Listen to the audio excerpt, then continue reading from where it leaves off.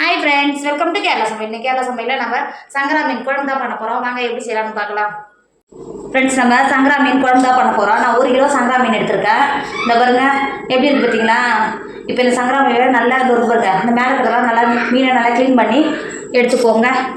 Friends, இப்போ சங்கரா மீன் எந்த நல்லா க்ளீன் பண்ணி எடுத்துருக்கோம் பார்த்தீங்களா. இப்போது இந்த மீனை ஒரு ஓரமாக மாற்றி வச்சுக்கோங்க.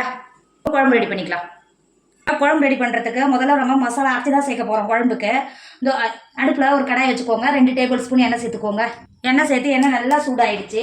இப்போது 1 டேபிள் ஸ்பூன் பெருஞ்சீரகம் சேர்த்துக்கோங்க. 200 கிராம் சின்ன வெங்காயத்தை தோல் நீக்கி வச்சுருக்கேன், இவ்வளோ சேர்த்துக்கோங்க. சேர்த்துட்டு வெங்காயத்தை ஒரு 10 நிமிஷத்துக்கு நல்லா கலர் மாறி வரைக்கும் நல்லா வதக்கிக்கோங்க. ஃப்ரெண்ட்ஸ், இப்போ பாருங்கள் சின்ன வெங்காயம் எந்த அளவுக்கு நல்லா கலர் மாதிரி வதங்கி வந்திருக்கு பார்த்தீங்களா. இப்போ இந்த ஸ்டேஜில் 3 டேபிள் ஸ்பூன் மல்லித்தூள் சேர்த்துக்கோங்க.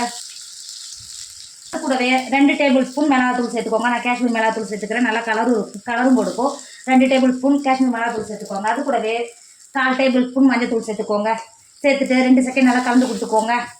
இப்போ இந்தளவு கலந்து கொடுத்துட்டு நம்ம 2 தக்காளி நல்லா பழுத்த தக்காளியை கட் பண்ணி வச்சுருக்கேன், அதை சேர்த்துக்கோங்க.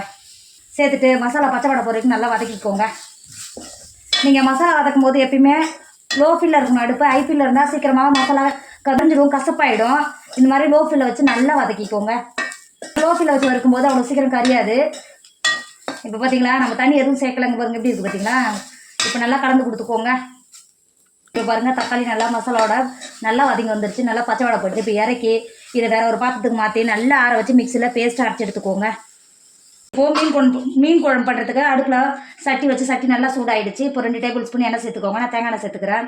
தேங்காய் எண்ணெய் சேர்த்து பண்ணும்போது டேஸ்ட் ரொம்ப நல்லாயிருக்கும், உடம்புக்கும் ரொம்ப ஆரோக்கியம். கண்டிப்பாக எண்ணெய் நல்லா சூடாகிடுச்சு. 1/2 டேபிள் ஸ்பூன் வெந்தயம் சேர்த்துக்கோங்க. இப்போது வெந்தயம் நல்லா பொரிய ஆரம்பிச்சிச்சு. பொடியாக கட் பண்ண 1 டேபிள் ஸ்பூன் இஞ்சி சேர்த்துக்கோங்க. அது கூடவே பொடியாக கட் பண்ண 3 டேபிள் ஸ்பூன் பூண்டு சேர்த்துக்கோங்க. பூண்டு எக்ஸ்ட்ரா சேர்த்து பண்ணும்போது ரொம்ப நல்லது உடம்புக்கு. குழந்தைங்களுக்கெல்லாம் கொடுக்கும்போது ரொம்ப நல்லது. அது கூடவே 2 கொத்து கருவேப்பிலை சேர்த்துக்கோங்க.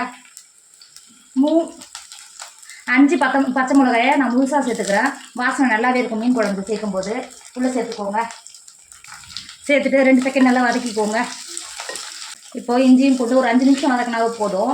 இப்போ நம்ம ஏற்கனவே வதக்கி அரைச்சி எடுத்து வச்சுருக்கோம்ல மசாலா, அதை சேர்த்துக்கோங்க. அதில் சேர்த்துட்டு ஒரு 5 செகண்ட் நல்லா கலந்து கொடுத்துக்கோங்க. இந்த எண்ணெயிலேயே இன்னும் நல்லா வதங்கி வரட்டும், நல்லா வதக்கிக்கோங்க.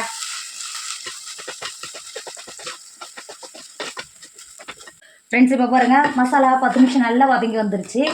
இப்போ நம்ம அரைநெல்லிக்காய் சைஸு புளியை 1/2 மணி நேரத்துக்கு முன்னாடியே தண்ணி நல்லா ஊற வச்சுருந்தேன். இப்போ நல்லா கரைச்சி எடுத்து வச்சுருக்கேன். இப்போ புளி தண்ணி உள்ள சேர்த்துக்கோங்க. சேர்த்துட்டு மசாலாவோட நல்லா கலந்து கொடுத்துக்கோங்க. புளி தண்ணி சேர்த்துட்டு இப்போ குழம்புக்கு தேவையான தண்ணி சேர்த்துக்கோங்க. நான் மசாலா அரைச்சதில் அந்த மிக்ஸி ஜாரில் தண்ணி சேர்த்துக்கிட்டேன். உங்களுக்கு எந்த அளவுக்கு குழம்பு தேவையோ அந்த அளவுக்கு தண்ணி சேர்த்துக்கோங்க. இப்போ குழம்புக்கு தேவையான தண்ணி சேர்த்து கொடுத்துட்டு 3 டேபிள் ஸ்பூன் உப்பு சேர்த்துக்கோங்க. நம்ம இது வரைக்கும் உப்பே சேர்த்துக்கலாம். 3 டேபிள் ஸ்பூன் உப்பு சேர்த்துக்கோங்க. சேர்த்துட்டு நல்லா கரண்டி வச்சு நல்லா கலந்து கொடுத்துக்கோங்க. நம்ம மசாலா ஓரம் இருக்குது பார்த்திங்களா, அதெல்லாம் எடுத்துவிட்டு நல்லா கலந்து கொடுத்துக்கோங்க. மீன் குழம்பு நீங்கள் இது மாதிரி ஒரு வாட்டி ட்ரை பண்ணி பாருங்களா, டேஸ்ட்டு சூப்பராகவே இருக்கும். கிண்டி கொடுத்துட்டு மூடி நல்லா குழம்பு கொதிக்க விடுங்க. ஃப்ரெண்ட்ஸ், இப்போ பாருங்கள் குழம்பு எந்த அளவுக்கு நல்லா கொதிச்சு எந்த அளவுக்கு நல்லா கெட்டியாகி வந்திருக்கு பார்த்திங்களா. நம்ம ஏற்கனவே க்ளீன் பண்ணி எடுத்து வச்சுருக்கோம்ல சங்கரா மீன், இது உள்ள சேர்த்துக்கோங்க. ஃப்ரெண்ட்ஸ், மீனை சேர்த்துட்டு இது வெள்ளை தெரியுது பார்த்திங்களா, அந்த மீனை கரண்டியை வச்சு இது மாதிரி உள்ள கொடுத்துக்கோங்க. உப்பு காரம் புளியோடு சேர்ந்து மீன் வேகும்போது டேஸ்ட்டு நல்லாயிருக்கும். சேர்த்துட்டு ஒரு 10 நிமிஷம் மட்டும் மூடி மீன் வேக வச்சுக்கோங்க. இப்போ மீன் சேர்த்து 10 நிமிஷம் ஆயிடுச்சு பார்த்தீங்களா, எந்த அளவுக்கு நல்லா கொதிக்குது பாருங்கள். இதுக்கப்புறம் வேக வச்சுக்கினா மீன் எடுக்கவே முடியாது, பூரா மீன் உடஞ்சிரும். இப்போ லாஸ்ட்டாக ஒரு கொத்து கருவேப்பிலை சேர்த்துக்கோங்க.